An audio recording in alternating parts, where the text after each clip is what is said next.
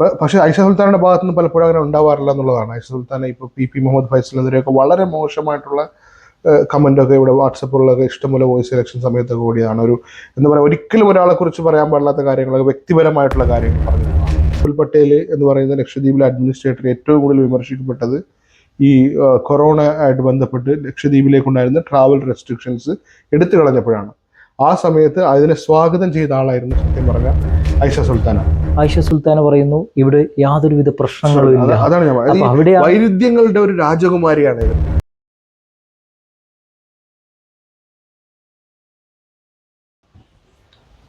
അപ്പോൾ ഏവർക്കും ബേളാരത്തിലേക്ക് സ്വാഗതം.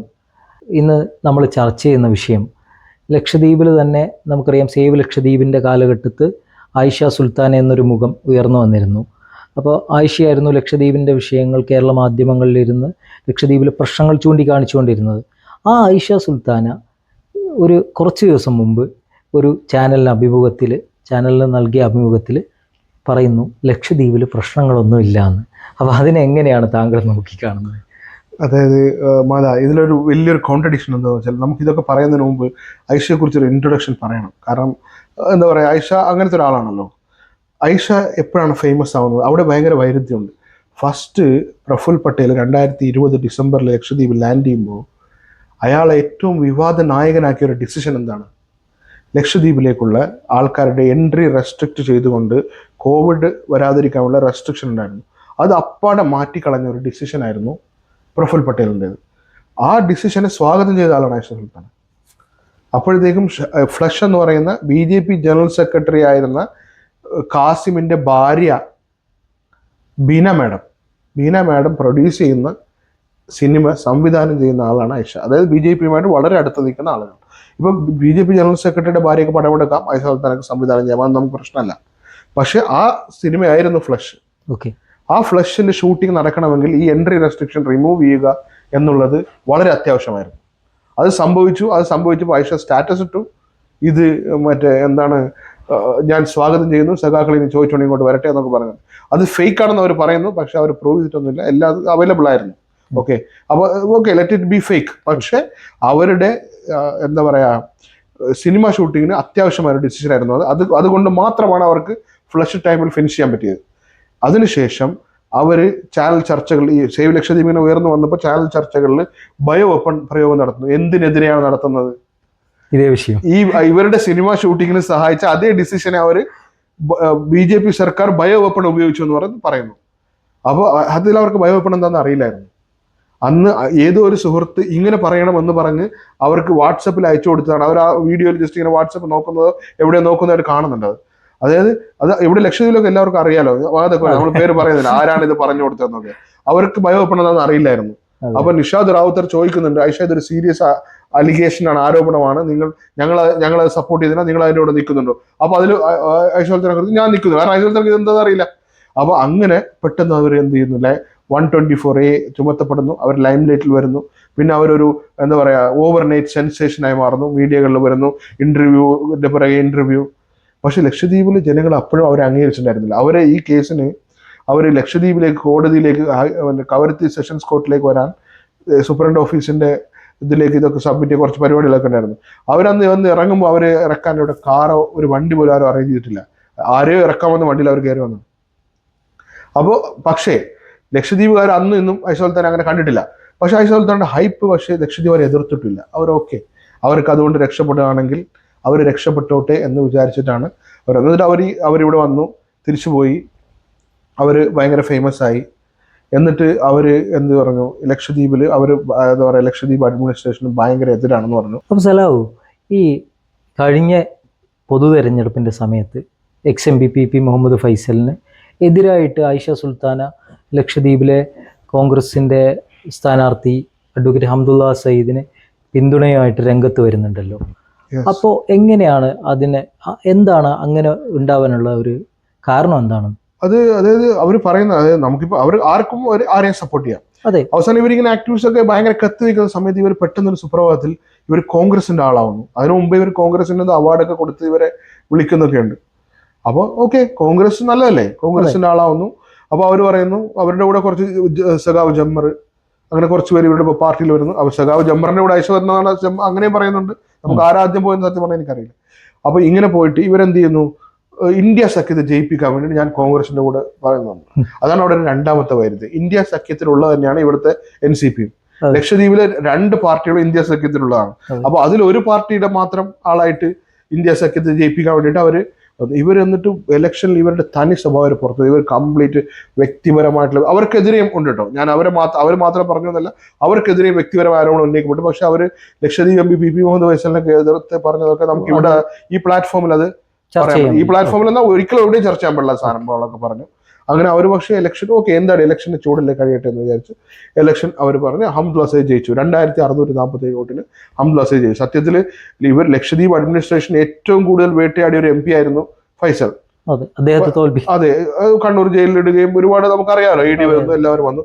ED വന്നതൊക്കെ യാഥാർത്ഥ്യം അവർ പറയുന്നത്. രാഹുൽ ഗാന്ധിക്കെതിരെ ED വന്നാൽ അത് ഓക്കെയാണ്, വേട്ടയാടലും. ഫൈസലിനെതിരെ വന്ന ED മറ്റേ എന്താ പറയാ ഇത് നല്ലതുമാണെന്നുള്ളൊരു അതൊക്കെ അവർ പറഞ്ഞു. അതൊക്കെ എന്തെങ്കിലും ആണ്. അവസാനം ഹംദുല്ല സയ്യിദ് ജയിച്ചു. ബഹുമാനപ്പെട്ട ഹംദുല്ല സയ്യിദ് ജയിച്ചതിന് ശേഷം ലക്ഷദ്വീപിൽ വന്ന് അവർ ആദ്യം നടത്തിയ പരിപാടി എന്താ, ഇവർ ഇത്രയും നാൾ എതിർത്തുകൊണ്ടിരുന്ന ഐഷ സുൽത്താനക്കെതിരെ 124A ചുമത്തിയ ലക്ഷദ്വീപ് അഡ്മിനിസ്ട്രേറ്റർ പ്രഫുൽ പട്ടേലിനെ ഷാൾ അണിയിച്ചു. അത് സോഷ്യൽ മീഡിയയിൽ വന്നതാ. പുള്ളി ഷാള് ഒക്കത്ത് വെച്ച് കൊണ്ടുപോയിട്ട് ഒരു ഷാൾ അണിയിക്കുന്നൊക്കെ വീഡിയോ ഒക്കെ വന്നതാണ്. അപ്പൊ ഈ ഷാൾ അണിയിച്ച ഇതിനെ കുറിച്ചിട്ട് അവർ പ്രതികരിക്കുമെന്ന് ലക്ഷദ്വീപ് മുഴുവൻ ഉറ്റുനോക്കി. കാരണം അവരൊരു സാധാരണ മനുഷ്യരല്ലല്ലോ, അവരൊരു she call herself as an activist. അപ്പൊ അവര് പക്ഷെ എന്ത് ചെയ്തു, മൗനം പാലിച്ചു. അതോടുകൂടി തന്നെ മനസ്സിലായി ഐഷ സുൽത്താൻ എന്താണ് സ്റ്റാൻഡ് സോഫ്റ്റ് ആക്കിയിട്ടുണ്ട്. അവരൊരിക്കലും ഭരണകൂടത്തെ അവരിന് തള്ളി പറയില്ല. അവര് കേരളത്തിലെ സംഖ്യകളെ കുരുപിടിപ്പിക്കാൻ വേണ്ടിയിട്ടൊക്കെ പ്രശ്നം ഉണ്ടാകാൻ വേണ്ടിയൊക്കെ ചിലർ ഫേസ്ബുക്ക് പോസ്റ്റ് ഇടുന്ന വെച്ചാൽ പിന്നെ ഭരണകൂടത്തിനെതിരെ പറച്ചിൽ അവർ നിർത്തി. എന്നിട്ട് അവസാനം ഇവർക്ക് ഹംദുല്ല സയ്യിദ് MP ആയിരിക്കുമ്പോഴും പ്രഫുൽ പട്ടേലിന്റെ നയങ്ങൾ നടപ്പിലായിക്കൊണ്ടിരിക്കുന്നു. ഹംദുല്ല സയ്യിദിന്റെ പ്രകടന പത്രികയിലുണ്ട് 24 മണിക്കൂറിനുള്ളിൽ ആൽക്കഹോളൊക്കെ തുറന്ന ബാറുകളൊക്കെ അടക്കും, വെള്ളിയാഴ്ച സമയം ഞായറാഴ്ച ആക്കിയ മാറ്റുന്നൊക്കെ ഉണ്ടായിരുന്നു. അപ്പൊ അതൊന്നും നടപ്പിലാക്കിയില്ല. പക്ഷെ അവരതൊന്നും ചോദ്യം ചെയ്യില്ല. അപ്പോഴേ നമുക്ക് മനസ്സിലായി ഇവർ സോഫ്റ്റ് സ്റ്റാൻഡ് എടുത്തോന്നു. പക്ഷേ നമ്മൾ ഈ ചർച്ചക്ക് പോലും കാരണമാക്കിയ അപ്പോഴേ നമുക്ക് മനസ്സിലായി എന്ത് സോഫ്റ്റ് സ്റ്റാൻഡ് എടുത്തോന്നു. അപ്പൊ നമുക്ക് ഈ ആയിഷ ഇപ്പോ നടത്തിയ ഒരു പ്രസ്താവന ഉണ്ടല്ലോ, ഈ അഭിമുഖം, ഒരു പ്രശ്നവുമില്ല ലക്ഷദ്വീപിൽ ആൾതാമസമുള്ള ഭൂമി പിടിക്കാനുള്ള ഉത്തരവ് ഇറങ്ങിക്കഴിഞ്ഞു. അതാ ഞാൻ പറഞ്ഞത്. അതായത് അവരെ സംബന്ധിച്ചിടത്തോളം ഇപ്പോൾ അവർക്ക് ലക്ഷദ്വീപിൽ അഡ്മിനിസ്ട്രേഷനിൽ പ്രതികരിക്കാൻ പറ്റില്ല.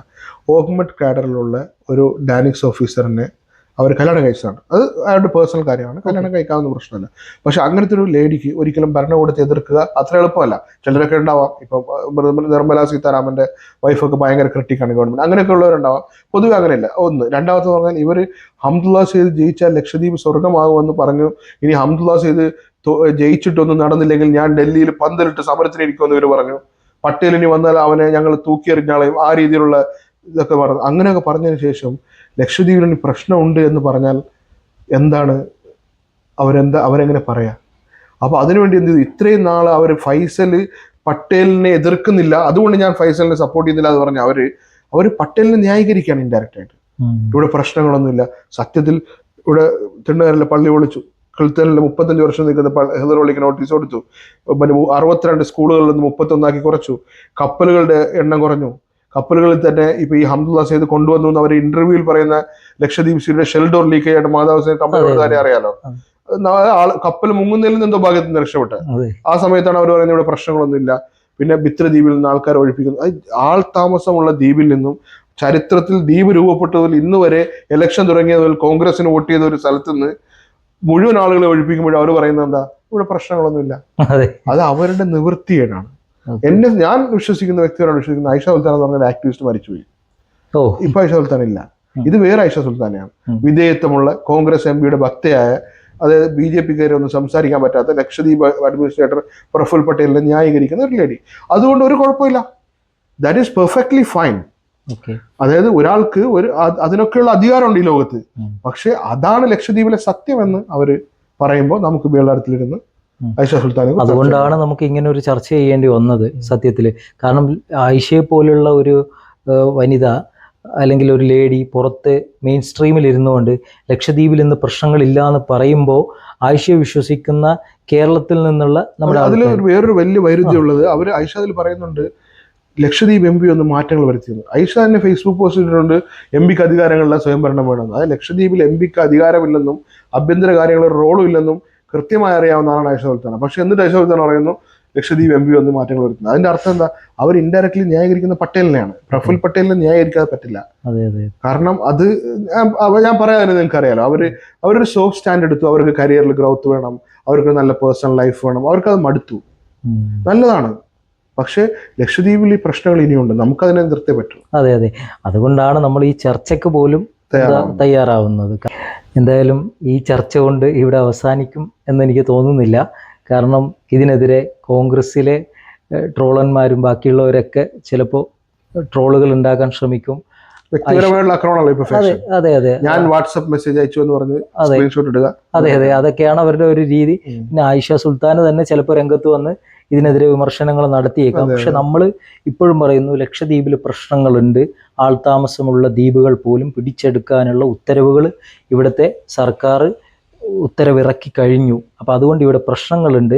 ആയിഷയുടെ ഈ സബ്ജക്റ്റ് നമ്മളിവിടെ ക്ലോസ് ചെയ്യുകയാണ്, നമ്മളിവിടെ നിർത്തുകയാണ്. ഇനിയൊരു ചർച്ച ഉണ്ടാവില്ല, ആവശ്യമില്ല. ഈ ചർച്ച നമ്മളിവിടെ അവസാനിപ്പിക്കുകയാണ്.